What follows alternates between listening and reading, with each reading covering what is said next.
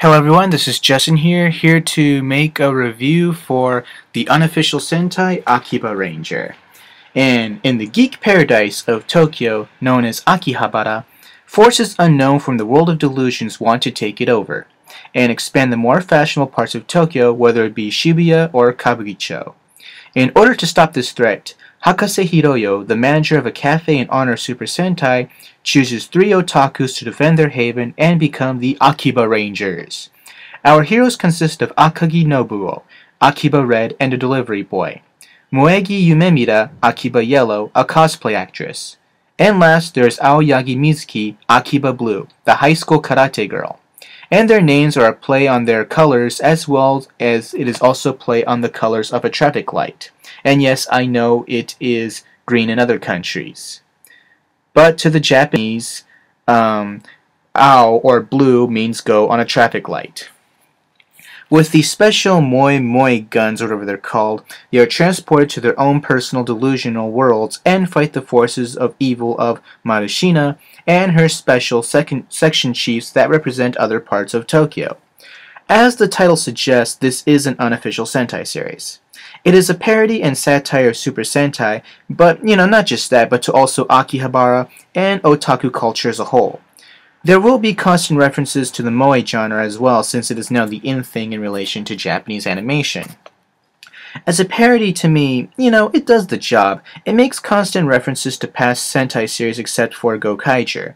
It will tell you what is being spoofed from what series. Despite that, I feel it is much more effectively funnier if you have more familiarity with the series that is being spoofed at that particular moment. My favorite is when they spoof either, I think, episode 37 or 39 of Jetman, when Guy and Gray are playing roulette in their quasi-casino. And there's also Zyuranger that will be spoofed as well. So if you're a super hardcore fan of Sentai, you might be prepared to laugh your ass off. But I can understand whether, you're a hardcore fan or a newbie, that this series may not appeal to you, which I will expand upon at the conclusion of this review. Even though it is primarily a comedy, the show does a very good job of fleshing out its characters and making you care about them. Episode 2 does a great job in how you can relate to Akagi. I felt if I were in his situation after everything that has happened, I think I would have reacted the same way. I don't know how the actor is in real life, but he does a convincing job of being a passionate fan of the Sentai genre. And episode 5, which is about Yumemira and her mother, is also a very excellent episode and my #1 favorite. It almost moved me to tears and does another great job in investing in its characters. The twist to that show really blew me away. And episode 6 is more centered around Mizuki and how she really starts to take being a Sentai member seriously and how to really express herself through the training of a past Sentai suit actor. So even in comedy, the characters still have their own journeys and obstacles. Yes, it is funny, but at the same time, really makes you invest in them. The villains are also appropriately gimmicky. Marushina is a spoof of old-school anime villainesses and is played by Honoka, a porn star. And yes, Car Ranger did have these before. She has the body language down and looks great in that costume. I really love the episode where she pretends she's Sayaka, Akagi's love interest, and just fools him every time. She just works well with the gimmick of this show. And a famous seiyuu, Yao Kazuki, plays the main villain, Dr. Z, or Dr. Z if you prefer the Queen's English. He's also a spoof of Showa-style villains, whether anime or Super Sentai. And if you want to know who he has voiced Ashita Judo from Gundam Double Zeta, Iketani from Initial D, Takeda from History's Strongest Disciple Kenichi, and Fei Long from Street Fighter II-V. And he is the villain I can relate to the most because of how I feel about Japanese anime today. And Midorikawa Hikaru, one of the best saves of all time, also voices one of the monsters, Kabukicho, which is also the red light district in Shinjuku. If you've played the Yakuza series, or known as Ryuga Gotoku in Japan, the town the game takes place in is a good simulation of the real-life Kabukicho. But it's great to hear Midorikawa Hikaru's voice in this one as well. But the fact that it's a parody will progressively get out of hand, but you can't help it yourself. But by the time the series is halfway over, I felt I fell in love with the characters, and my only problem was that it was a 13-episode series, but still good enough for an 8.5 out of 10. The action is very excellent as well. As opposed to speed and agility, power seems to be more emphasized in this series. Every time a punch lands, it makes a heavy thud sound, and the screen makes a shake. It tries to make you think that they have Mike Tyson's punching power every time they land. The choreography is very excellent. There's only just a couple of mecha fights, but they were pretty fun as well considering the small time frame of this show. But the fights are also very technical, which is what I appreciated most about it. The series also spoofs the super explosive poses either with fireworks, color smoke, or a CG logo, and it's funny how they can't get it down at first. The weapons they get from other rangers is also a nice touch, and they also make a sweet combination of a super weapon. But I wish there was more diversity to the mechs, but you get to take it for what it is. For that, I also give the action another 8.5 out of 10. The opening theme is also very Moe-esque. It has some 8-bit sounds with the hook, and it is sung in a pitch that you would probably hear in Moe anime, but tries to include the explosiveness of Super Sentai as well. I'm not a huge fan of the Moe genre, so, I can't really 100% get into the song, but the BGM is where this show truly shines. The BGM is pretty exciting and also uses the previous theme songs from other Sentai series, as well as some aspects of their BGMs, which is a good treat to appreciate. So I end the music at a 9 out of 10, and I mostly give the 9 because it uses music from other Sentai series. And now the conclusion. Like I said, this will be a series that is not for everyone, and I understand that, which is cool. As for being a parody, a lot of people will have problems with it, and it does take the fact that it's a parody as far as it can. The fact with how far it goes will not appeal to everyone, and I understand that. I understand straight out, this kind of thing isn't for everyone. But I do feel that it does have qualities beyond its foundation and has a lot of potential outside of it. As I previously stated, I thought the episode about Yumemita's mother is a perfect example of how it can go beyond its foundational qualities.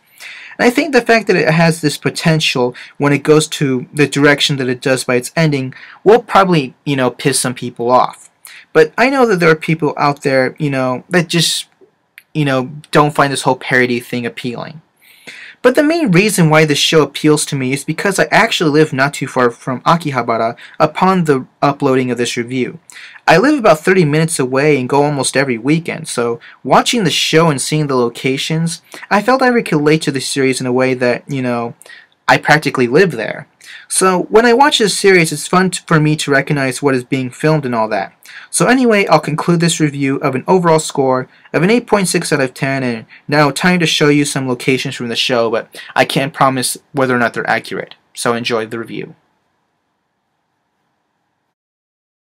The first location from the TV show I'd like to show you is this building right here. They actually filmed some of the intro in this building, and this is where they first also run into Marushina in this building right here. And this is going to be turned into a karaoke bar, or casino, whatever you want to say. And from the intro, you might be able to recognize these buildings right here from the inside of the building. But they filmed some of the intro inside here. And of course, if you've seen the intro, you'll be able to recognize this green bridge for the, I think the Sobusen. And you might be able to recognize this drugstore, the Sega World. Yeah, this is where they had the car mech show up. Here's also another filming location of Akibaranger. I think it's either episode... Yeah, I forgot which episode already since it's been a few weeks since I've seen it. But yes, this is the bridge where Yumemita and her mother pose for the guys who take pictures for them and they're cosplaying. And I might be wrong. It's either that bridge on that side over there or this one is where Akagi also sees the image of Deca Red. So yeah, it's either here or that side. I think it was over on that side is where they took the pictures. Approach where Akagi first found that toy. This is the store where in the first episode where he found that toy. Right here. See, you recognize the sign? And I think it was in this window where he first saw it. But they just sell the Moe stuff. So yeah, here's one of the key locations of Akibaranger. From the intro to Akibaranger, I think it's from this window, and I recognize this map from outside. I might be wrong, and it could be the map nearby the karaoke place I showed you a while ago. But in one scene from the intro, Aoyagi is doing her deep delusioning, pretending she's doing her Seiken punches, and then you see in the background right here. So this is a probable location for what happened. And I wanted to find the outside of the Sentai Cafe, but I couldn't find it. But I'll show you a couple more places. Was in another episode of I don't know which episode, but you'll recognize this location. But it's around this area. I think it's down that way, or I think it's maybe this way, where they first used their car that turns into a mech.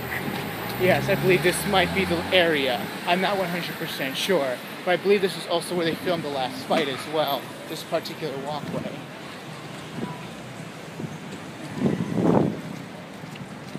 But yes, I believe it's going to be, I don't know the exact spot. Uh-oh, car coming. Pedestrian right away. Alright. Whoa. Yes, I think it's around this area is where they first appear, the Akibarangers, and discover their true selves. You know, when they kind of left the... Okay, I'm about to reveal a spoiler. Is when they first, literally come into their real world. It might be this location right here. I'm not 100% sure. But I know this is also the area where Marushina was selling her stuff and trying to turn people into vampires. And thankfully, there's nobody turning into vampires yet, but for my life's sake, if they do turn into vampires, let's hope they turn those shitty ass Twilight vampires. Okay.